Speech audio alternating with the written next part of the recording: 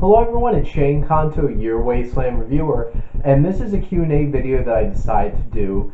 And where this came about, so I moved, and if you guys notice, I have a new space where I do all my reviews with all my posters and stuff up, and that's because I got to move into a new apartment, have more space, and get to do a little bit more in terms of making this space for my videos. And I really wanted to do this Q&A video, and what I did was I had a housewarming party over this past weekend, and instead of gifts, I actually requested my friends' family to ask me a question on a note card, and I'm going to answer those questions right now on my channel. And in terms of, there's two questions, top 5 overrated, top 5 underrated films. I'm waiting to do those in their own videos, which I'm going to film tonight as well. But let's get started with the first question, which, what are 3 movies you would like to see turned into TV shows? So, in case of time, I'm really just going to focus on one, and I would love to see Mad Max turn into a TV show, because I feel like it could be a really cool idea of having this anthology of all these different adventures, because how I perceive these films, these are more like legends, and there doesn't have to necessarily be a continuity to them.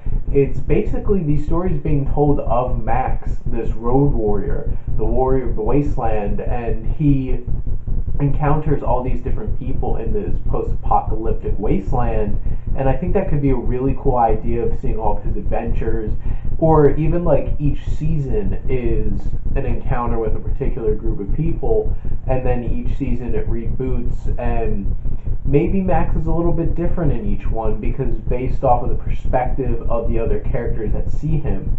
And I feel like that could be something that could be really cool.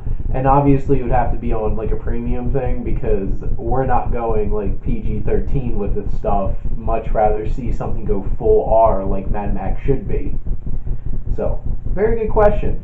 And this one's from my brother Ethan, and he asked, how long are my sideburns? And we actually measured them during the party, and they're 5 inches long. So, impressed.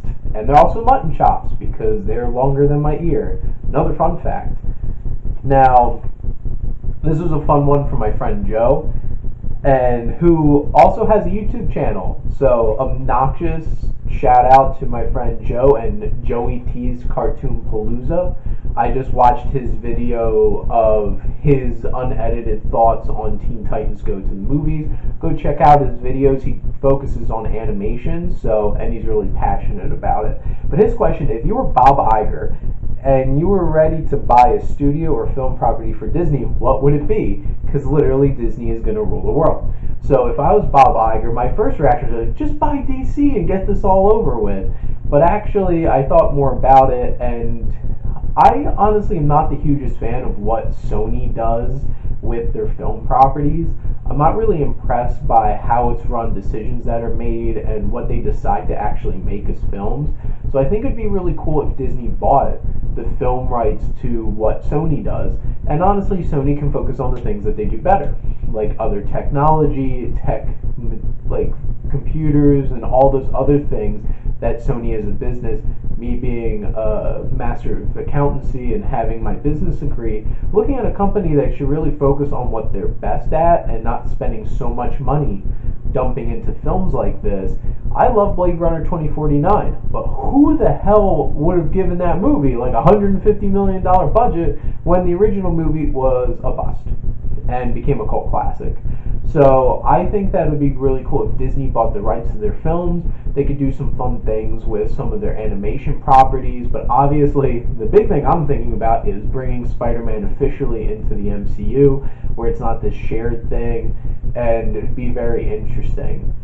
And next question, so I'm going to warn you, this next question is a little vulgar, and this is from my friend Matt, who likes to mess with me, which Matt Williams did my top 10 video from this past year, 2017.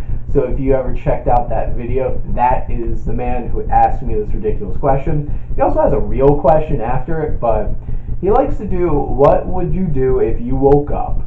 Questions. And he never likes my answers because I give him very serious ones and not go dirty with them. But what would you do if your junk in your nose were switched? I'd go to a plastic surgeon, Matt. That's what I would do. And that's all the time I'm going to give to that question. But his actual question, favorite dramatic monologue from a film is, and I feel like mine, and actually my brother spat this out before I could even answer the question. I drank your milkshake. And yes, that monologue from There Will Be Blood, Daniel Day-Lewis's Daniel Plainview, talking to Eli Sunday about stealing his oil out from under him, and using that metaphor of using a straw and drinking somebody else's milkshake from out from under them. It's amazing, it's intense, and it's a great metaphor, and I feel like that honestly is what really sticks out to me. And not gonna lie, because I do that imitation in the middle of public, and somehow people aren't repulsed by that. But that's me. So I really appreciated the question that my girlfriend Heather asked me, actually, is if you could write an alternate ending to your favorite film, what would it be? Now, my favorite film, or films, is Lord of the Rings. And I made the joke when I got asked this question, the film already has like 7 endings. It's all got to do with the editing. If they didn't do all those fade to black edits for each of those scenes, it wouldn't have felt like the movie was going to end 7 times. But honestly, it made me think of a very interesting point. What if Frodo died trying to destroy the ring, and that ultimate sacrifice that he makes, and when it really comes down to it, you're left with Sam. Sam is the true hero by the end of the film that we're left with, and he loses Frodo anyway. Frodo winds up leaving him, and you get that emotional moment. I feel like that could have been a very powerful thing, especially as us looking at Sam as a character and seeing his reaction. So I'm like, that could have been really interesting. So thank you, Heather. Now, my other brother John asked me, why are you so awesome? And I'm not going to actually try to answer that question. I just wanted to share it because it was really sweet and I appreciated it. Now, this is from my other brother Tyler, and this one's a little gross, but what is the worst poop you had to have during a movie? And the sad part is I knew 2 instances right off the bat, and I sat having to go to the bathroom for an hour and a half of Rogue One: A Star Wars Story, and I held that the whole entire time to get to the end of that movie. And I also was at the Princeton Garden Theater seeing Wind River, which I love that film, and the last half hour is increasingly tense, and I'm sitting there like, really have to go, like really bad, like I have pain in my stomach, and I'm like sitting there, my legs shaking, and I'm like, I need to finish this movie. And I finished that movie, and then I darted to the bathroom. Now this is from my friend Dave, which I really appreciated this question because everyone had the same answer right when I asked this question, but I actually had a different one. Which superhero franchise deserves a proper reboot the most? And everyone spat it out. Fantastic Four! Which is true because all 3 of those movies sucked.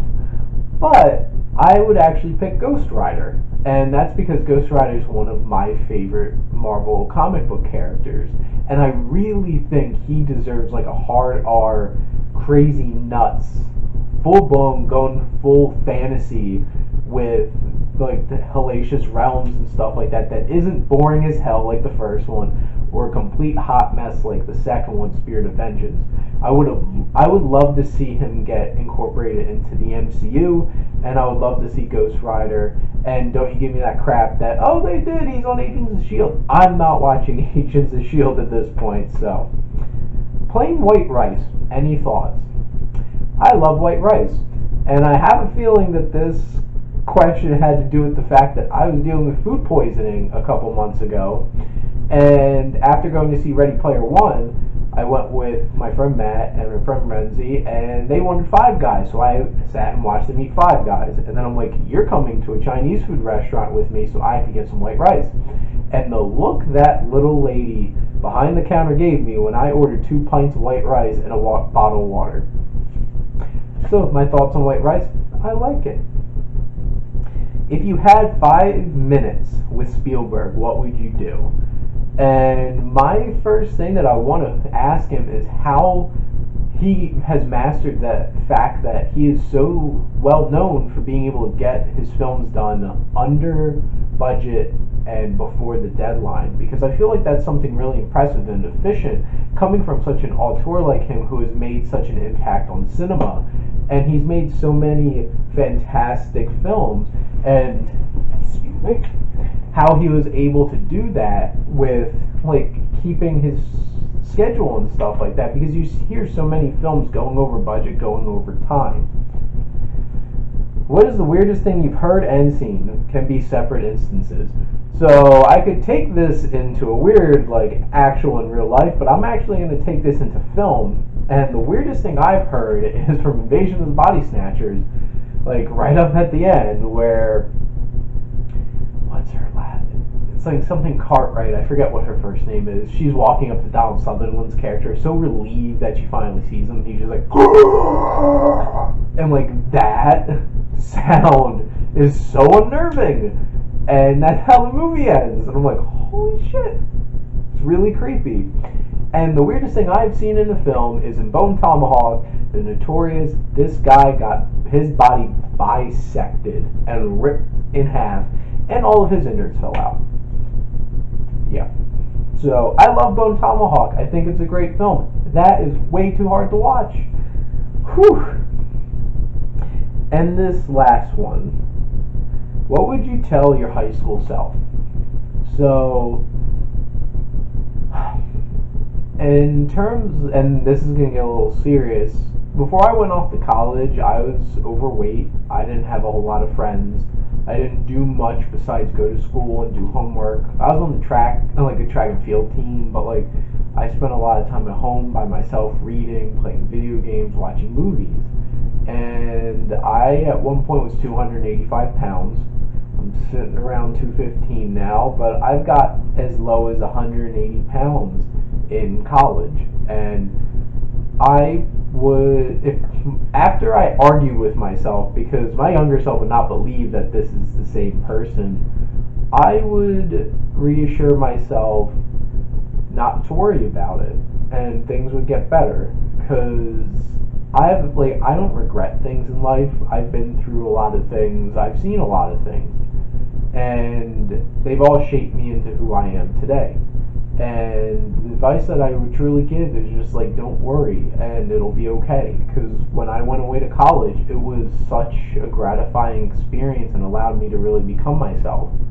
And I put my mind to it. I lost weight, and I made a lot of friends. I've lost a lot of friends in college too, and some of them have been really bad and really bad situations. But honestly, when I read this question, standing in front of all of my friends and my brothers at my party, and realizing like I have so many people that care about me, and like I had really low self-esteem. I was not happy with myself. I never thought that I'd ever like meet a girl and she would like me, and I got to answer this question in front of my girlfriend, which it's like, looking back, it's just like I've gone to many places, and I think the biggest advice that I could give myself if I had a chance is just like, be patient and stick with it and do what you need to do to be successful and become who I am. Because I'm the same person, except I've grown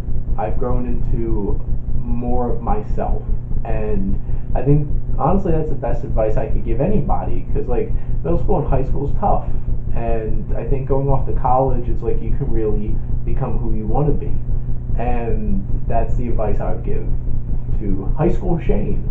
And yeah, I just got heavy there, didn't I? But I want to thank all of my friends who wrote me these wonderful questions, and I think that I would love to do a video like this again.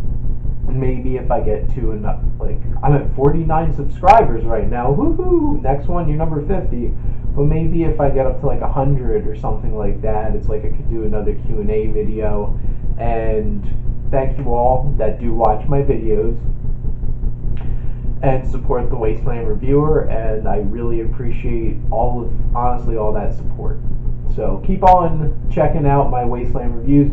Tell me what you think, comment, and start a conversation, because I always love to talk movies.